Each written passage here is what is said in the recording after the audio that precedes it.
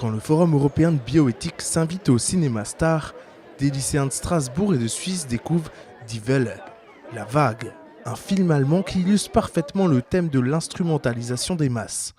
Dans ce long métrage, un professeur expérimente avec sa classe une simulation d'un régime totalitaire, une occasion unique et ludique pour ces jeunes de découvrir la manipulation du cerveau. Autokratie, was ist das? Eine Ideologie. Kontrolle. Überwachung. Disziplin, Herr Wenger. Ihr seid also der Meinung, dass eine Diktatur nicht mehr möglich wäre, ja? Auf keinen Fall, dazu sind wir viel zu aufgeklärt. Glücklicherweise können wir die Projektwoche so gestalten, wie wir wollen.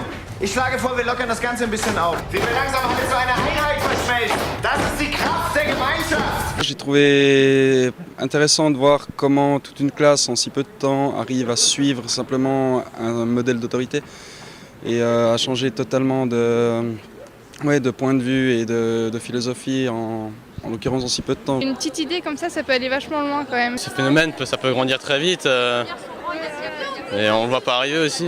La dictature, l'autocratie au début peut paraître une idylle, enfin une utopie, et qu'à la fin ça peut facilement dégénérer, tout simplement parce que ce sont des hommes, des humains. Das sind all die guten Ideen, wenn man auf den Hintern sitzen bleibt und nicht danach handelt.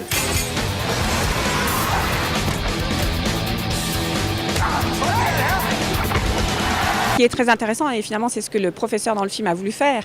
Il y a eu effectivement des dérapages, mais c'est ce qu'il a voulu faire. Il les a eux-mêmes manipulés pour leur montrer effectivement les dérives de cette situation, mais au fond, c'est vrai que pour certains d'entre eux, ils ont été pris au jeu. Donc effectivement, le rôle du professeur de philosophie, c'est aussi de leur montrer effectivement d'avoir un regard critique sur les choses et de prendre de la distance et pas se laisser manipuler aussi facilement. De tout temps, la manipulation des masses a existé. À notre époque, les techniques sont diverses. Intelligentes, subtiles ou brutales, dans la grande salle de l'Aubette au Forum de bioéthique, on s'interroge justement sur les nouvelles formes et moyens de manipulation du cerveau.